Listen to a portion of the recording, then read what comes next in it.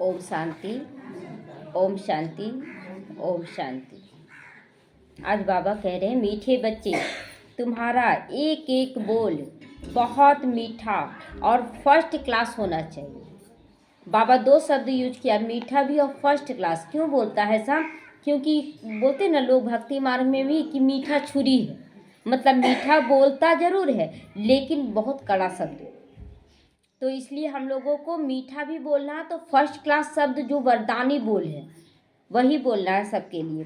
जैसे बाप दुख हरता सुख करता है, ऐसे बाप समान सबको सुख दो। यही पढ़ाई बाबा रोज पढ़ा रहा है कि बच्चे सबको सुख दो, सुख स्वरूप बन जाओ। प्रश्न है, लौकिक मित्र संबंधियों को ज्ञान देने की युक्ति क्या है? आज बाबा लौकिक परिवार के लिए मुरली चलाया कि कैसे हम लौकिक परिवार को भी ज्ञान में ला सकते हैं। उत्तर है, कोई भी मित्र संबंधी आदि हैं तो उससे बहुत नम्रता से, प्रेम भाव से, मुस्कुराते हुए बात करनी चाहिए। बहुत प्रेम भाव से मुस्कुराते हुए सबके साथ अंदर में स्थिति रहे कि मैं आत्मा आत्मा से बात कर रही हूँ, लेकिन बाहर से एकदम नम्र चित्त होकर उस रिश्ते को निभाते हुए हम बातचीत करें। समझाना चाहिए कि यह वही महाभारत लड़ाई है। बाप ने रुद्र ज्ञान यज्ञ रचा है। मैं आपको सत्य कहता हूँ, भक्ति आदि तो जन्म जन्मांतर की, अब ज्ञान शुरू हो गया। अब ज्ञान जो जिसके लिए गाते हैं कि भगवान ने आकर ज्ञान दिया और सदगति की, वो ज्ञान मिलना शुरू हो गया। जब मौका मिले तो बहुत युक्ति से बात करो, मौका मिले तो बात करो। अब ऐसा नहीं एनी टाइम आप चालू हो जाएंगे तो लोग क्या बोलेंगे, देखो जब देखो तो प्रवचन देती रहती है। ऐसा नहीं, मौका देखिए कि वो सुनने लायक है कि नहीं, तब जाके सुनाना है। कुटुंब परिवार में बहुत प्यार से चलो। पूरा कुटुंब परिवार, कुटुंब मतलब पूरा बेहद का, जो लौकिक परिवार में भी बेहद का परिवार केवल अपना पति बच्चा या पत्नी नहीं, कुटुंब परिवार सारे परिवार आ जाते हैं। तो कभी भी किसी को तुम दुख ना दो। बाबा क्लियर करा, कितना भी सहन कर, कल भी बाबा बोला ना, झुकना पड़े, गिरना पड़े, सहन करना पड़े, फिर भी तुमको सुख देना है। गीत बजा है, आखिर वह दिन आया आज जिसका था हम सबको इंतजार। ओम शांति। तो आ गया ना वो दिन भगवान से मिलने का। तो जब कोई गीत बजता है तो बच्चों को अपने अंदर उसका अर्थ निकाल लेना चाहिए, क्या बाबा बोलना चाह रहा है इस गीत के माध्यम से। सेकंड में निकाल सकते हैं। यह बेहद के ड्रामा की बहुत बड़ी घड़ी है। भक्ति मार्ग में मनुष्य पुकारते भी हैं, भक्ति मार्ग में मनुष्य पुकारते हैं। जैसे कोर्ट में केस होता है तो कहते हैं ना, कब सुनवाई हो जाए, कब बुलाया जाए और केस रफा दफा कर दिया जाए, ख़त्म कर दिया जाए। तो कब बुलावा हो, हमारा केस पूरा हो। तो बच्चों को का भी केस है, हम बच्चे भी बाबा के पास केस किए हैं। कौन सा केस किए हैं? रावण ने तुमको बहुत दुखी बनाया है, तुम्हारा केस दाखिल होता है बड़े कोर्ट में, ईश्वरीय कोर्ट में हमारा दाखिला हुआ। लेकिन हम लोग भी बहुत सारा गलती किए जो कि सामने आता है दुख के रूप में। मनुष्य पुकारते रहते, बाबा आओ, आकर हमको दुखों से छुड़ाओ। एक दिन सुनवाई तो जरूर होती है, एक दिन सुनवाई होती है और सारा हिसाब किताब समाप्त हो जाता है और हम बहुत अच्छे से सुख स्वरूप बनकर, पवित्र स्वरूप बनकर रहने लगते हैं। तो बाप सुनते भी हैं, ड्रामा अनुसार आते भी हैं, बिल्कुल पूरे टाइम पर आते हैं, ना एक सेकेंड आगे ना एक सेकेंड पीछे, एकदम एक्यूरेट टाइम पर आते हैं। तो उसमें एक सेकेंड का भी फर्क नहीं पड़ सकता है। बेहद की घड़ी कितनी एक्यूरेट चलती है। यहाँ तुम्हारे पास यह छोटी घड़ियाँ भी एक्यूरेट नहीं चलती है। बाबा के पास मतलब जहाँ पर बाबा बैठता था, क्लास दे रहा था, तो वहाँ देखा कि घड़ी रुका हुआ था। तो बाबा इसीलिए उसी पर मुरली चला दिया कि देखो तुम्हारे पास जो छोटी घड़ी वो भी एक्यूरेट नहीं चलती, लेकिन बाबा का घड़ी जो एक्यूरेट है, एक सेकेंड भी आगे पीछे नहीं हो सकता आने जाने में। यज्ञ का हर कार्य एक्यूरेट होना चाहिए, तो घड़ी भी एक्यूरेट होनी चाहिए। घड़ी भी लौकी घर में भी घड़ी का 5 मिनट स्लो था, तो बाबा स्लो भी नहीं, हमेशा एक्यूरेट बोलता रखने के लिए। तो तुरंत फिर बोले कि हाँ एक्यूरेट कर देने के लिए। तो बाबा बड़ा एक्यूरेट है। सुनवाई बड़ी एक्यूरेट होती है यहाँ पर बाबा के पास। उस समय भी घड़ी बंद था तो बाबा बोला एक्यूरेट होना चाहिए, घड़ी भी लगा है तो कल्प कल्प कल्प के संगम युग पर एक्यूरेट टाइम पर आते हैं बाबा। तो बच्चों की अब सुनवाई हुई है, बाबा आया हुआ है, अभी तुमको सब कुछ समझाते हैं। आगे तुम नहीं समझते थे कि दुख कौन देता, हम सोचते थे ना सामने वाला दुख दे रहा है, लेकिन कौन दुख दे रहा था? हमारे अंदर के विकार वही दुख दे रहे थे। दुख लेने का संस्कार था, कोई ने कुछ कह दिया, 10 दिन तक साल भर तक पकड़े हुए हैं उन बातों को। तो दुख कौन दिया? वो तो बेचारा 5-10 मिनट या आधा घंटा बोल कर गया। तो हमारे अंदर का विकार ही ना दुख दिया, इतना बोलकर चला गया, इतना बोलकर चला गया। तो अभी बाप ने समझा दिया है, रावण राज्य शुरू होता है द्वापर से, तुम बच्चों को भी मालूम पड़ गया। बाबा कल्प कल्प संगम युग पर आते हैं। यह बेहद की रात है, जो रात बीतता है ना वो तो एक 12 घंटे का रात, 12 घंटे का दिन इसको कहा जाता है, लेकिन हमारा जो रात है वो बेहद का रात है, द्वापर कलयुग। तो शिव बाबा बेहद की रात में आते हैं। श्री कृष्ण की बात नहीं है, वो तो सतयुग में आता है। जब घोर अंधियारे में अज्ञान नींद में सोए रहते हैं तब ज्ञान सूर्य प्रकट होते हैं।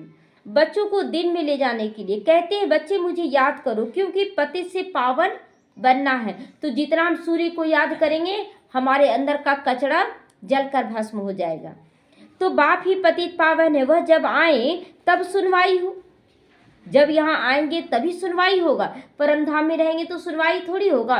चलो ठीक है, बहुत ज़्यादा भक्ति करें, नौधा भक्ति, तो दर्शन दे देते हैं आकर, चलो एक वरदान दे दिए, लेकिन उससे क्या हो गया? अभी बाबा इतना एक्यूरेट टाइम पर आया, इतना एक्यूरेट हम लोगों को बना रहा कि एक जन्म का किया हुआ सारा कल्प काम आएगा, सारा कल्प काम आएगा। तो अब तुम्हारी सुनवाई हुई है। बाप कहते मैं आया हूँ पतितों को पावन बनाने के लिए। पावन बनने का तुमको कितना सहज उपाय बताता हूँ। बाबा कितना सहज उपाय बताता है। क्या बताता है सहज उपाय? मुझे याद करो और ज्ञान का मनन चिंतन करो ताकि बुद्धि इधर उधर ना भागे। कभी बाबा को एकदम याद करेंगे निरसंकल्प होकर तो निरसंकल्प तो होगा ही नहीं, बुद्धि जरूर इधर उधर भागेगा। तो इसलिए अंदर में मंथन चलता रहे, बाबा क्या बोला, मुझे क्या बनना है, ये सब चलता रहे। आजकल देखो साइंस का कितना जोर है, एटॉमिक बम्स आदि का कितना जोर से आवाज होता है। तुम बच्चे साइलेंस के बल से इस साइंस पर भी जीत पाते हो। बाबा हमें साइंस पर भी, साइंस भी निकला साइलेंस से। अगर साइलेंस में ना जाए ना साइंटिस्ट लोग तो कोई भी इन्वेंशन नहीं कर सकते हैं। तो इसलिए बाबा कहता है साइंस पर भी तुम्हारी जीत होगी, साइलेंस का। साइलेंस को योग भी कहा जाता है।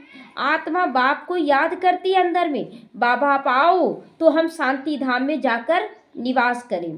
तो तुम बच्चे अभी इस योग बल से, साइलेंस के बल से, साइलेंस के बल से साइंस पर भी जीत पा लेते हो, शांति का बल प्राप्त करते हो। जितना हम साइलेंस में रहेंगे तो हमारी शक्ति भी बचती है ज़्यादा। आप बोलेंगे कि ज्ञान में भी तो बोलना पड़ता है, ज्ञान में जो बोलना पड़ता है वो बाबा की शक्ति रहती है, लेकिन जो व्यर्थ नेगेटिव बातें बाहर में करते रहते हैं उससे हमारी एनर्जी छीन होती है। अगर राम के अनुसार बोलते हैं तो राम की शक्ति भरती है, अगर रावण के अनुसार बोलते हैं तो रावण की शक्ति भरती है। तो रावण की शक्ति हमें कमजोर करती है, राम की शक्ति हमें शक्तिशाली करती है। तो साइंस से ही सारा विनाश होने का है, साइलेंस से तुम बच्चे विजय को प्राप्त करते हो। बाहुबल वाले कभी भी विश्व पर जीत नहीं प्राप्त कर सकते। बाहुबल देखिए, अगर कड़वा बोलेंगे, लड़ाई झगड़ा करेंगे तो घर वाले भले मजबूरी में आपका साथ दे लेकिन सदा का साथी नहीं बनेंगे। लेकिन अगर प्यार से करे तो वो अपने आप आपके पास आ जाएंगे। तो कौन सा बल ज़्यादा अच्छा है, बाहुबल की योग बल? योग बल। तो यह पॉइंट भी तुमको प्रदर्शनी में लिख देनी चाहिए कि हम योग बल से पूरे विश्व पर राजधानी स्थापन कर रहे हैं। दिल्ली में बहुत सेवा हो सकती है क्योंकि दिल्ली सबका कैपिटल, अभी भी कैपिटल राजधानी है ना दिल्ली, तो तुम्हारा भी दिल्ली ही कैपिटल होगा, मतलब सतयुग में भी दिल्ली ही होगा। दिल्ली में कोई परिस्थान कहा जाता है। पांडवों के किले तो नहीं है वहाँ, किला तो तब बांधा जाता ना जब दुश्मन चढ़ाई करे, वहाँ पर दुश्मन का तो है नहीं, बाबा कहता है वहाँ पर सतयुगी राज्य होगा, तो वहाँ दुश्मन होगा नहीं जो किला बनाए, वहाँ तो महल बनेगा। तुमको तो किले आदि की दरकार रहती ही नहीं। बाबा कहता है जब देवी देवता बनेंगे तो किले की दरकार रहेगी। किला क्यों बनाया जाता है? सेफ्टी के लिए। तो वहाँ तो लड़ाई झगड़ा होगा ही नहीं। तो तुम जानते हो हम साइलेंस के बल से अपना राज्य स्थापन कर ले रहे हैं, इतना प्यार दे रहे हैं सबको, इतना प्यार कि वो प्यार में हमारे पास खींचे चले आ रहे हैं, तो वो हमारा विरोध कैसे करेंगे? तो उन्हों की है आर्टिफिशियल साइलेंस। बाहर वाले जो मेडिटेशन करते हैं तो उनका है आर्टिफिशियल साइलेंस, तो शांत में रहते हैं। तुम्हारी है रियल साइलेंस कि अंदर से भी हम शांत हो रहे हैं, अंदर में भी कोई नेगेटिव व्यर्थ चलता है नहीं, उसको भी शांत कर रहे हैं। तो ज्ञान का बल शांति का बल कहा जाता है। तो ज्ञान का बल तब शांति का बल कि पहले शांति का बल? ज्ञान मिला तब तो हम शांत होंगे ना। आत्मा जब जानेंगे कि मैं आत्मा हूँ तब तो हम परमात्मा से योग लगाएंगे और शांति का बल भरेगा। तो नॉलेज है पढ़ाई, यही ज्ञान मुख्य पढ़ाई है। पढ़ाई से ही बल मिलता है। पुलिस सुप्रिंटेंडेंट बनते हैं, कितना बल भरता है। तो वह सब है जिस्मानी बातें, दुख देने वाली। तुम्हारी हर बात रूहानी होनी चाहिए, सारी बातों में आत्मिक स्थिति होनी चाहिए हमारी। तुम्हारे मुख से जो भी बोल निकलते हैं वह एक एक बोल फर्स्ट क्लास मीठे हों, जो सुनने वाला खुश हो जाए। ये इतना अटेंशन हम लोगों को अपने ऊपर देना है कि हमारा एक एक बोल इतना रूहानियत से भरा हुआ है कि लोगों को टच हो। देह भान में भी अगर आप मीठा बोल रहे हैं तो वो सही नहीं है। देह भान अगर है और मीठा मीठा बोल रहे हैं तो वो भी सही नहीं रहेगा। रूहानी बोल ही मीठा होना चाहिए। अब बच्चे से आप मुँह बस प्यार से बात कर रहे हैं, लेकिन देह भान है मेरा बच्चा, तो ये तो सही नहीं है, तो ये सही नहीं है। तो जैसे बाप दुख हरता सुख करता है, ऐसे तुम बच्चों को भी सबको सुख देना है। कुटुंब परिवार को भी दुख आदि ना हो, कुटुंब परिवार को भी दुख नहीं होना चाहिए। अगर वो रोते हैं हमारे चलते तो ये भी बहुत बड़ा विक्रम चढ़ता है। तो कायदे अनुसार सबसे चलना पड़ता है, कायदे अनुसार। अब विक्रम बनाने का नहीं, विक्रम को खत्म करने का समय है। तो बूढ़ों के साथ से प्यार से चलना है, बूढ़ों के साथ मतलब सास ससुर के साथ भी प्यार से चलना है। मुख से अक्षर ऐसे फर्स्ट क्लास निकले जो सब खुश हो जाए, बहुत मीठा से बोल कर निकलना है, बहुत प्यार से चलना है। बोलो शिव बाबा कहते हैं, ये उनको बोलना है। ये तो शिव बाबा कहते हैं कि मन मना भाव बनो, ऊंची से ऊंचा मैं हूँ। तो उनको समझाना है, बुजुर्गों को भी समझाना है कि आप इस जन्म में बुजुर्ग हैं, बड़े हैं, लेकिन आप आत्मा हैं, मैं भी आत्मा हूँ। तो आप भी मन मना भाव बनकर बाबा को याद करो, मैं भी याद करूँगी।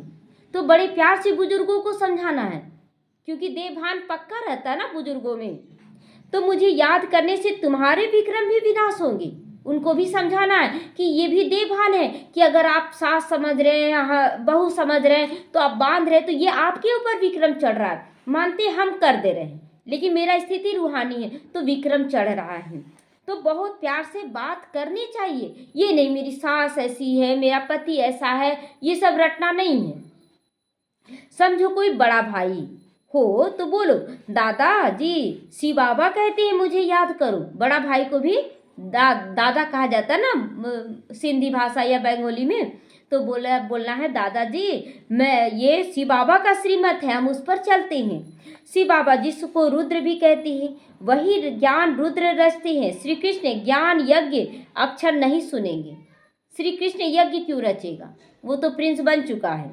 तो रुद्र ज्ञान यज्ञ रचते हैं, तो यज्ञ का नाम पड़ता है रुद्र। शिव बाबा ने यज्ञ रचा, रुद्र ज्ञान यज्ञ। रजाई प्राप्त करने के लिए ज्ञान और योग सिखला रहे हैं बाबा। बाबा कहते भगवानुवाच है माम एकम याद करो, क्योंकि अभी सबकी अंत घड़ी है, सबकी अंत घड़ी है, चाहे वो बच्चा ही क्यों ना हो, अभी अभी जन्म लेने वाला भी बच्चा क्यों ना। कलयुग है ये, तो कलयुग सबके लिए हो रहा है कि किसी के लिए सतयुग आ जा रहा है, सबके लिए है। तो ये अंत घड़ी सबका है। तो वानप्रस्थ अवस्था हो गई सबकी, बच्चे बूढ़े जवान सबकी वानप्रस्थ अवस्था है। सबको वह वापस घर जाना है। मरने समय मनुष्य कहते हैं ना ईश्वर को याद करो, क्या बोल कर ले जाते हैं मुर्दे को, राम नाम सत्य है। तो राम नाम सत्य, ये अभी से हम लोगों को पक्का कर लेना है कि भगवान का नाम ही लेना सत्य है और सत्य स्वरूप में स्थित होकर कर्म करना सत्य है। तो यहाँ ईश्वर स्वयं कहते मौत तो सामने खड़ा है, इनसे कोई बच नहीं सकता है, मौत से कोई नहीं बच सकता है। अंत में ही बाप आकर कहते बच्चे मुझे याद करो तो तुम्हारे पाप भस्म हो जाए। इनको याद की अग्नि कहा जाता है, योग अग्नि। एक होता है क्रोध अग्नि, एक होता है योग अग्नि। किस में जलना है? योग अग्नि में जलना है। तो बाप गारंटी करते हैं इससे तुम्हारे पाप दग्ध हो जाएंगे, समाप्त हो जाएंगे। विक्रम विनाश होने का, पवित्र बनने का और कोई उपाय नहीं है। चाहे लाख आप भक्ति मार्ग में पूजा कर ले। आज देखिए सभी लोग क्या कर रहे हैं, भक्ति एक तरफ करते, पूजा करते हैं, और उसके बाद देखिए कितने कड़वे खट्टे तीखे बोल बोलते हैं, लड़ाई करते हैं। और बाबा रोज हमें सिखाता है, ज्ञान सिखाता है कि बच्चे प्यार से बात करो। पापों का बोझा सिर पर चढ़ते चढ़ते, खाद पड़ते पड़ते 9 कैरेट सोना हो गया है। 9 कैरेट सोना एकदम खराब सोना होता है, और 9 कैरेट के बाद क्या बन जाएगा? वो मुलम्मा बन जाएगा, एकदम कचरा बन जाएगा, उसमें कोई सोने का अंश नहीं रह जाएगा।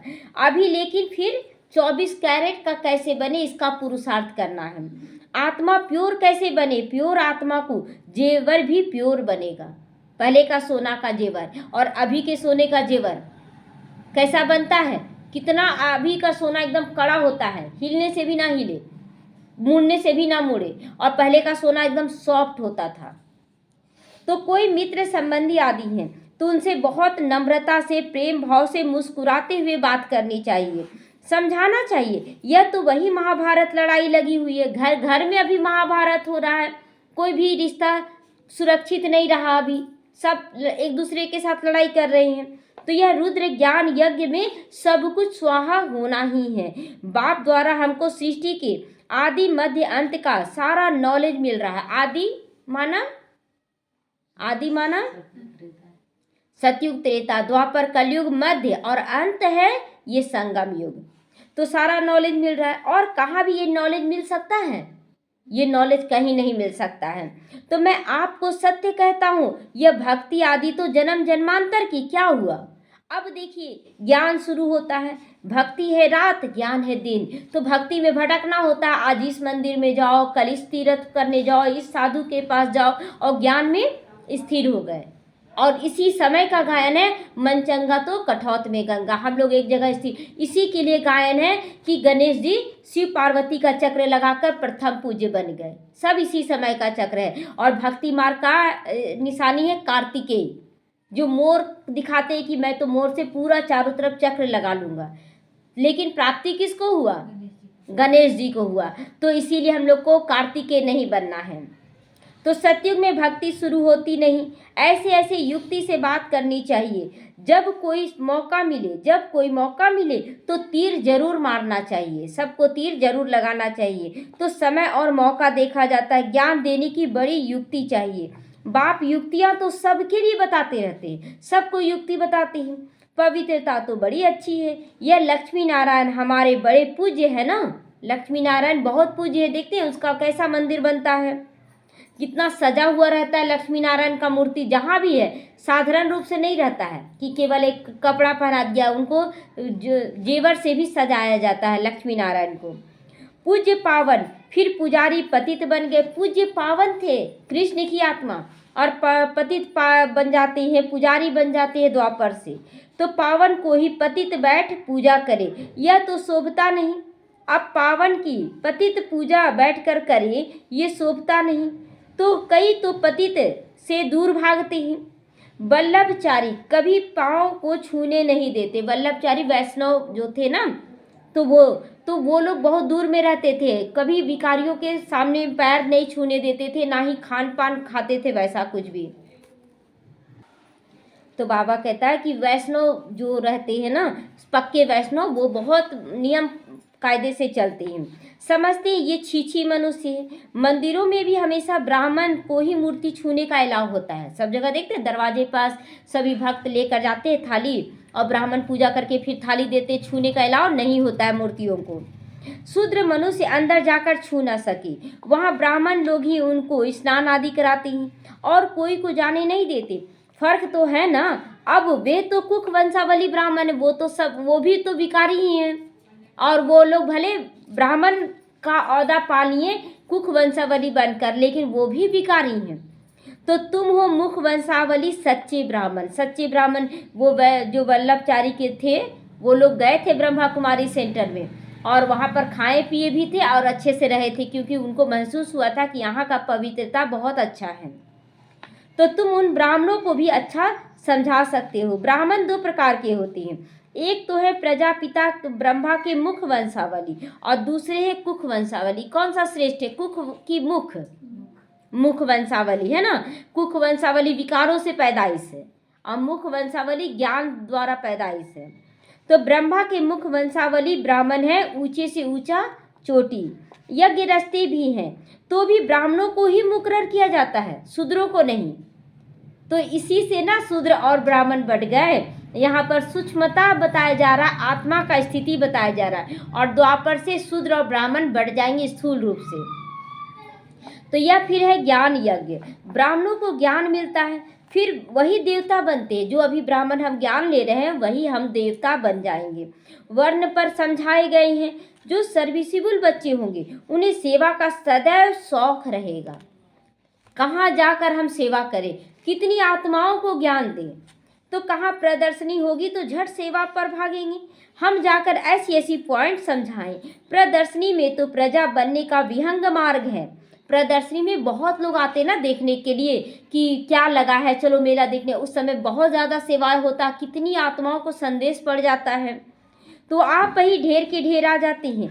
तो समझने वाले अच्छे होने चाहिए, समझने वाले भी अच्छे, समझाने वाले बहुत अच्छे होने चाहिए। क्योंकि देखिए जब मेला लगता है तो समझाने वाला अगर कम तीखा होगा, अच्छा नहीं होगा, तो लोग बहुत तरह का सवाल जवाब करने लग जाते हैं।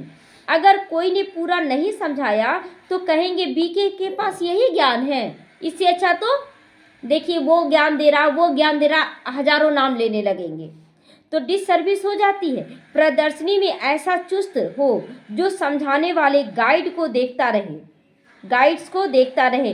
कोई बड़ा आदमी है तो उनको समझाने वाला ऐसा अच्छा देना चाहिए, कम समझाने वाले को हटा देना चाहिए।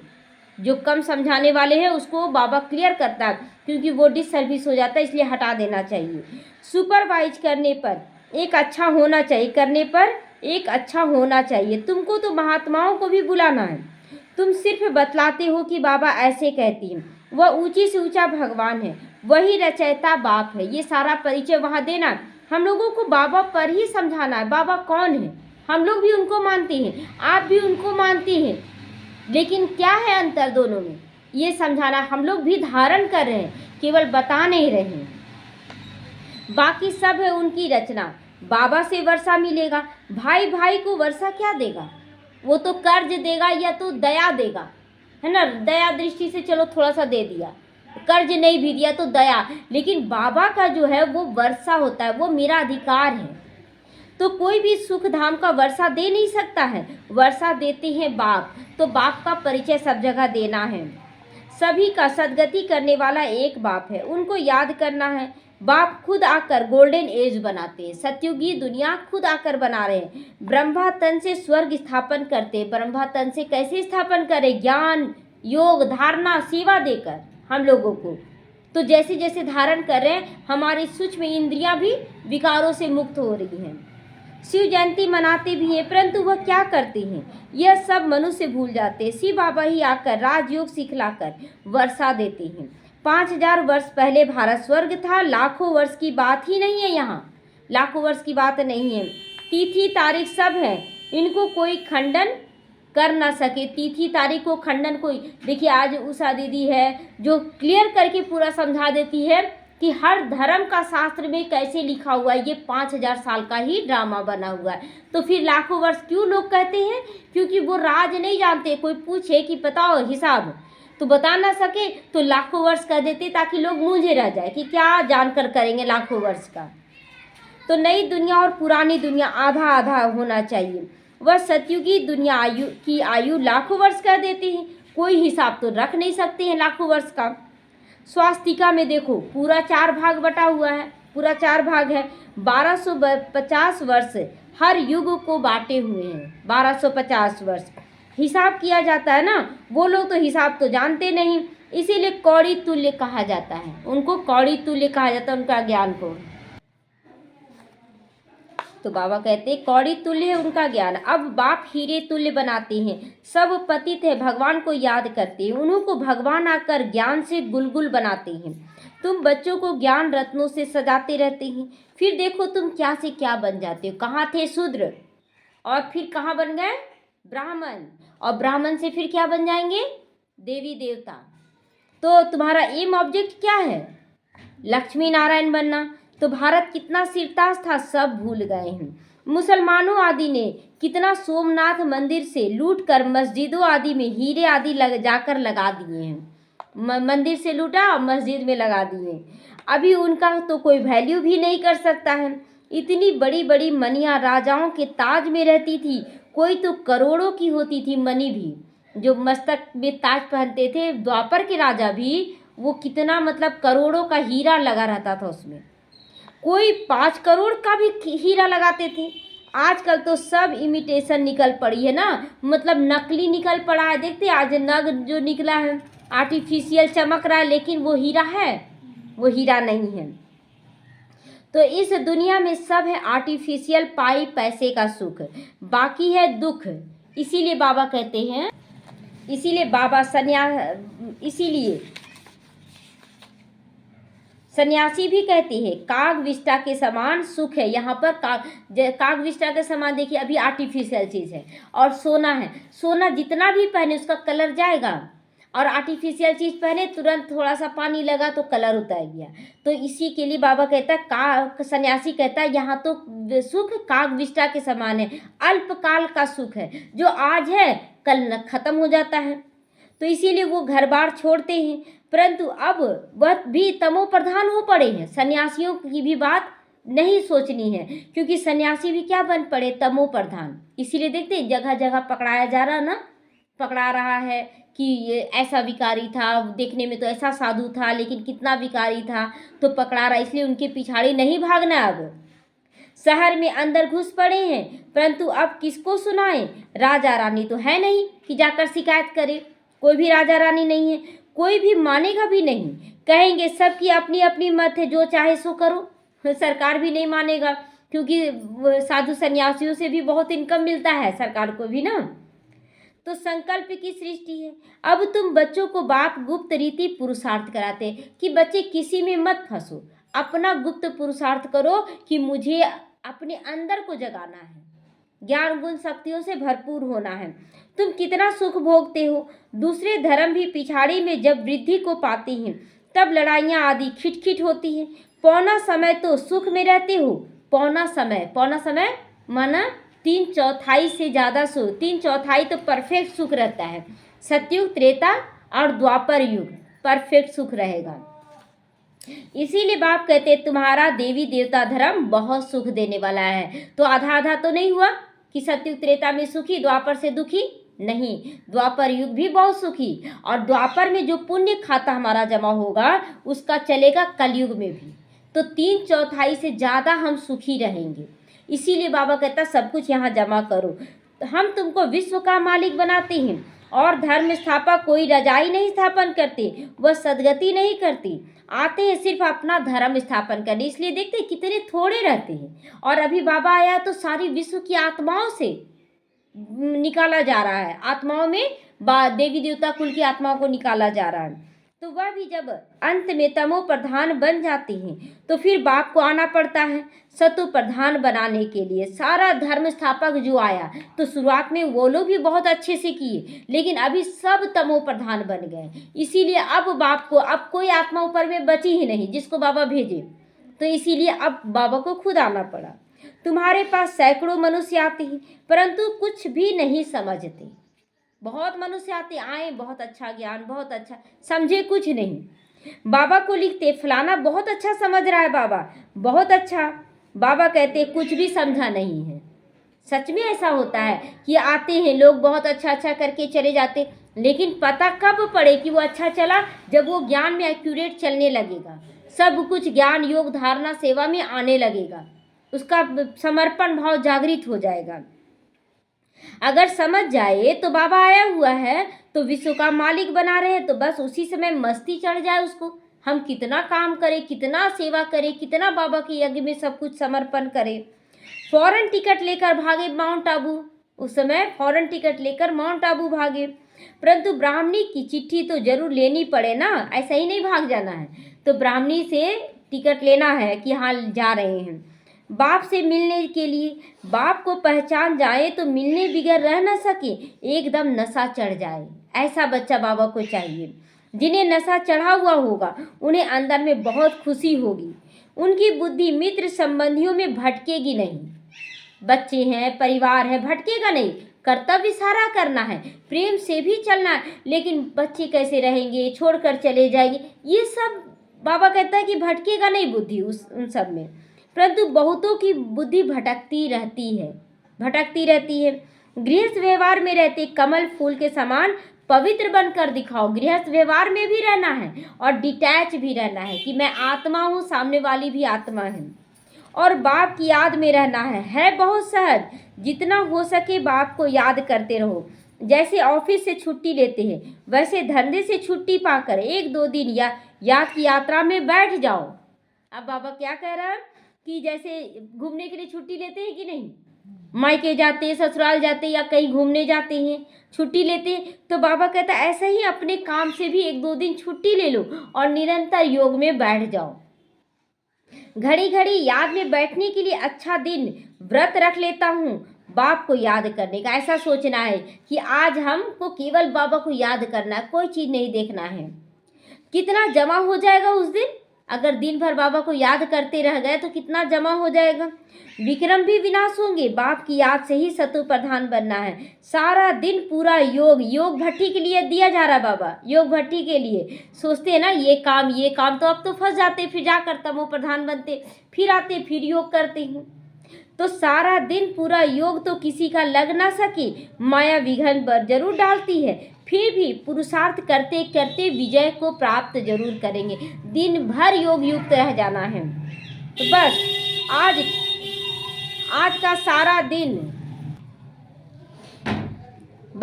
का सारा दिन बगीचे में बैठकर बाप को याद करता हूँ। खाने पर भी बस बाबा की याद में बैठकर खाता हूँ। एकदम धीरे धीरे खाएं, एक एक को ना धीरे धीरे खाना है कि बाबा आप साथ में खिला रहे। बुद्धि बहुत जल्दी भागती है, लेकिन पकड़ कर रखे नहीं, एकदम बाबा बाबा करके खाना है। तो यही तो मेहनत करनी है ना। लेकिन माया क्या करती है, फटाफट खिला देती है ना जल्दी जल्दी, और जब लास्ट कोर बचता ना तब याद आता अरे बाबा को याद नहीं किए। तो हमको पावन जरूर बनना है, तो क्या करना है, मेहनत करनी है, बहुत मेहनत करना है, औरों को भी रास्ता बताना। बैज पर भी बहुत अच्छी चीज़ है, बैज बहुत अच्छी चीज़ है। रास्ते में आपस में बात करते रहेंगे तो बहुत आकर सुनेंगे। अब रास्ते में आते जाते लोग मिलते हैं, कहाँ गए थे, हाँ यहाँ गए थे, बहुत अच्छा ज्ञान मिल रहा है यहाँ, बहुत मन को शांति मिल रहा है, सब कुछ उसको बताना है ताकि उसको भी टच हो। बाबा कहते हैं मुझे याद करो, बस मैसेज मिल गया तो हम रिस्पॉन्सिबिलिटी से छूट गए, हमें उसको संदेश दे देना है, तो हमारा जो जिम्मेवारी था वो हो गया पूरा। अच्छा, मीठे मीठे सीखी लते बच्चों प्रति माता पिता बाप दादा का याद प्यार और गुड मॉर्निंग। रूहानी बाप की रूहानी बच्चों को नमस्ते। हम रूहानी बच्चों की रूहानी माता पिता बाप दादा को याद प्यार, गुड मॉर्निंग और नमस्ते। शुक्रिया बाबा, शुक्रिया। धारणा के लिए आज मुख्य सारे धंधे आदि से जब छुट्टी मिले तो याद में रहने का व्रत ले लो कि आज दिन भर याद। अभी एक जगह सेंटर में योग भट्टी चल रहा था, तो एक बहन पूरा मतलब टीचर है, लेकिन योग भट्टी की तो केवल फल पर रह गई। दिन मतलब 5 दिन तक फल पे केवल रही और दिन भर बैठी रही योग में, कोई हिलना डुलना नहीं। सुबह से सब बस अपना पर्सनल काम जो बाथरूम पॉटी ये सब जाना, वो तो नहाना धोना करना है, लेकिन दिन भर बैठ गई 5 दिन का भट्टी में, केवल फल पर रह गई। तो करने वाला एका पर एक है।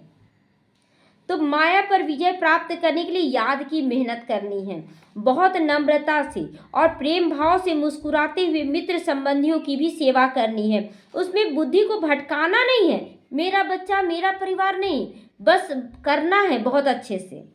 प्यार से बाप का परिचय देना वरदान है आज का। चलते फिरते फरिश्ता स्वरूप का साक्षात्कार कराने वाले साक्षात्कार मूर्त बनो, फरिश्ता स्वरूप कैसे रहेंगे, हर बात में हल्के, भारीपन नहीं होना चाहिए। कैसे करेंगे बाबा, क्या करें बाबा, नहीं, करते चले जाना है।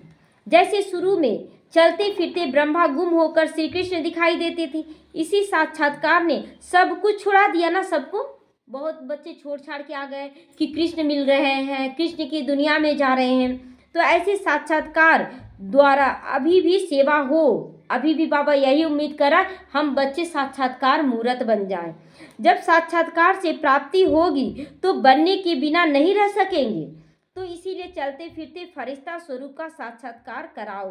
भाषण करने वाले बहुत बन गए हैं, तुम्हें क्या बनना है, भाषणा देने वाले बनना है, रूहानी स्थिति का प्रभाव दिखाना है। तो देने वाले बनो, तब समझेंगे ये अल्लाह लोग हैं। स्लोगन है, सदा रूहानी मौज का अनुभव करते रहो, कभी मूंझोगे नहीं। सदा रूहानी स्थिति में रहो, मौज में रहो, तो कभी मूंझेंगे नहीं। क्या करें, आज का अव्यक्त इशारा है, अपनी शक्तिशाली मनसा द्वारा सकाश देने की सेवा करो। अब अपने दिल की शुभ भावनाएं अन्य आत्माओं तक पहुंचाओ, साइलेंस की शक्ति को प्रत्यक्ष करो। हर एक ब्राह्मण बच्चे में यह साइलेंस की शक्ति होती है, हर एक ब्राह्मण बच्चे में। सिर्फ इस शक्ति को मन से तन से इमर्ज करो। 1 सेकंड में मन के संकल्पों को एकाग्र कर लो, तो वायुमंडल में साइलेंस की शक्ति के प्रकंपन स्वतः ही फैलते रहेंगे। अगर आप साइलेंस में हैं और स्थिति आपका पावरफुल है तो अपने आप वो शक्ति फैलेगा। एक छोटा सा कहानी है कि इसमें एक शिष्य था, संगठन में रहता था, लेकिन अचानक उस शिष्य के अंदर आया कि मैं संगठन में नहीं रहूँगा, मुझे अकेले रहना है, और वो अपने घर में चला गया।